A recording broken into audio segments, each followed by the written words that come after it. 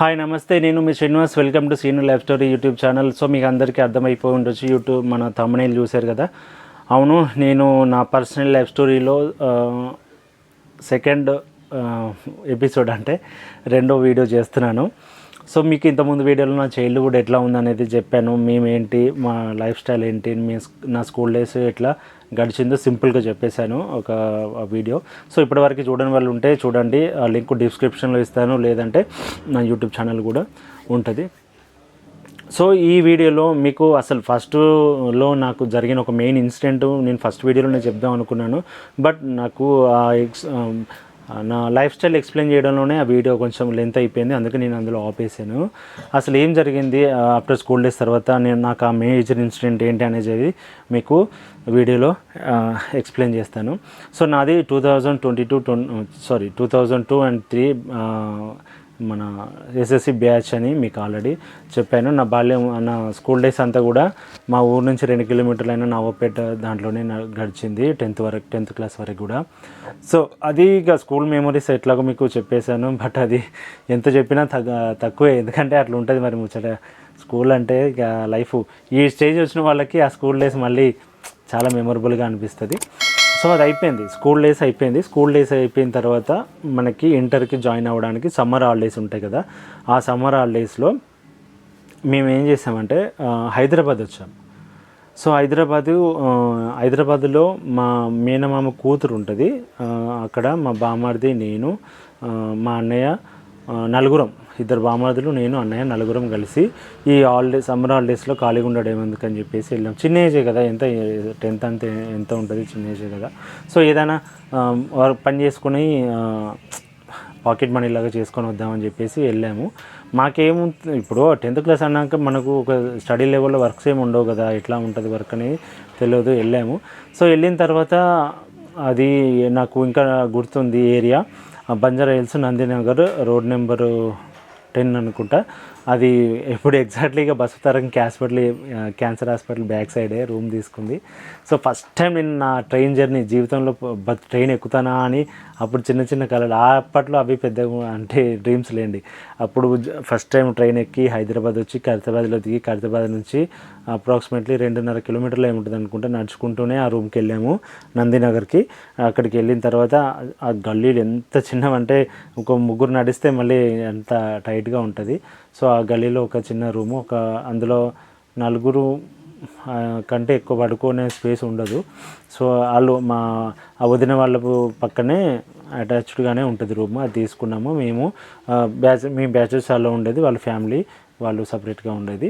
So వెళ్ళాము. వెళ్ళిన తర్వాత ఏం చేయాలి, అది పెద్ద క్వశ్చన్ మార్క్. అయితే మా వదిన వాళ్ళు ఏమనుకున్నారంటే ఏదైనా ఆఫీస్ బాయ్ గానో లేకపోతే ఏదైనా అసిస్టెంట్గా క్లర్క్ అట్లా పెడదాంలే అని అనుకున్నాం. బట్ ఏంటంటే మా డౌట్ ఏంటంటే చేసేది 15 రోజులు హాలిడేస్ కోసమే కదా. ఈ హాలిడేస్లలో జాయిన్ అయ్యి మళ్ళీ వెళ్ళిపోతే వాళ్ళు కూడా అంత తిడతారు కదా అని చెప్పేసి అట్లా ఏం చేసామంటే వద్దనుకున్నాము.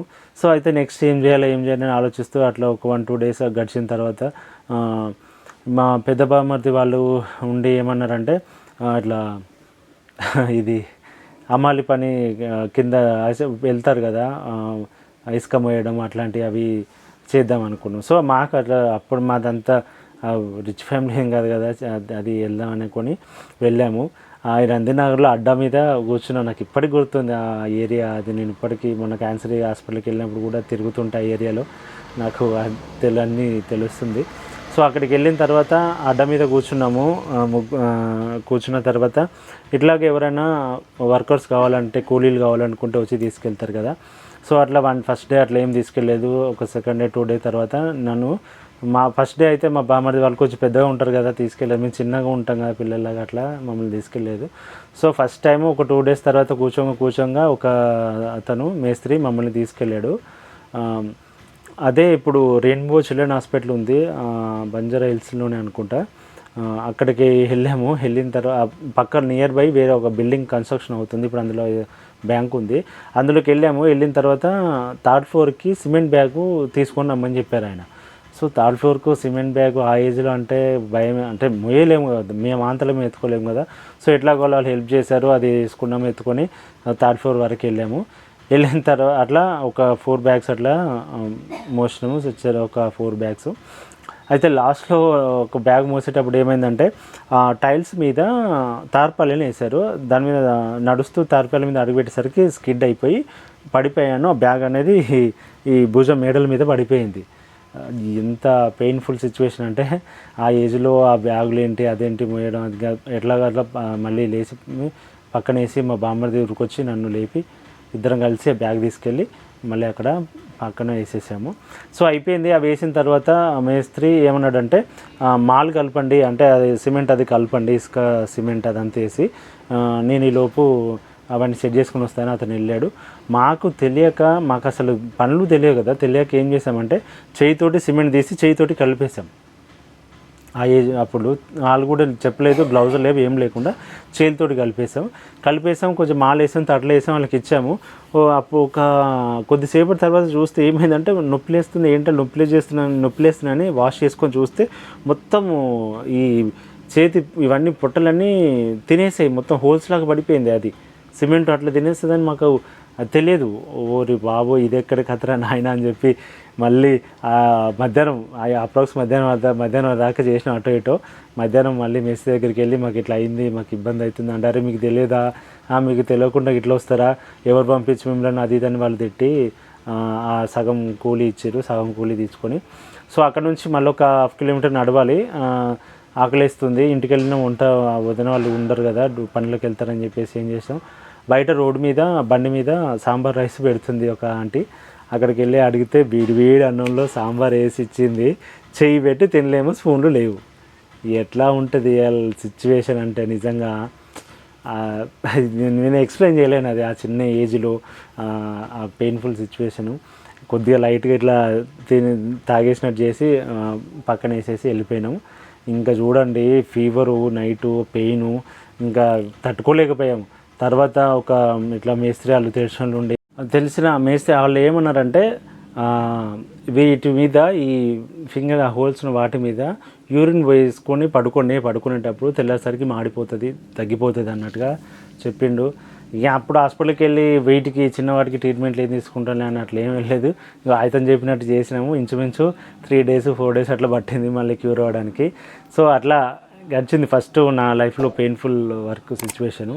తర్వాత ఇక ఖాళీ ఉన్నప్పుడు ఆ 2 days మొత్తం ఈ కేబీఆర్ పార్కు, ఆ సరౌండింగ్స్, ఫిలింనగర్ అంతా నడుచుకుంటూ తిరిగాము. ఇంచుమించు ఒక 3-4 kilometers హైదరాబాద్ చూడాలని. అట్లా గడిచింది నా ఫస్ట్ టైం హైదరాబాదు విజిట్. తర్వాత నేను మళ్ళీ అదే పనికి వెళ్ళి మళ్ళీ కూర్చున్నాం. అప్పుడు కొంచెం తెలిసింది కదా ఎక్స్పీరియన్స్, అట్లా చేయి పెట్టొద్దని. తర్వాత నన్ను ఒక్కడిని అతను ఒక మేస్త్రి తీసుకున్నాడు. అతని పేరు ఇప్పటికి గుర్తుంది నాకు, దాస్ అతని పేరు. అక్కడ వేరే టైల్స్ చేస్తాడు అతను, టైల్స్ మేస్త్రి. సో అతని కింద నేను అసిస్టెంట్కి వెళ్ళిన. ఇక అప్పుడు నాకు తెలుసు చేయి పెట్టొద్దని చెప్పేసి, బట్ అప్పుడు నేను వాటితోటి కలిపి మాల వేయడము, అవన్నీ ఫిట్ చేయడం అట్లా చేసిన. ఇంచుమించు ఆ హాలిడేస్ మొత్తం నాకు అక్కడే గడిచిపోయింది. ఇంచుమించు ఒక 1500 2000 సంపాదించుకొని నేను హాలిడేస్లోని ఇంటికి వెళ్ళిపోయినా. సో మా అన్నయ్య వచ్చాడు. మా అన్నయ్య వల్ల ఉండలేకపోయాడు హైదరాబాద్లో వర్క్కి, ఆ వెదర్కి అట్లా పనిచేయడానికి.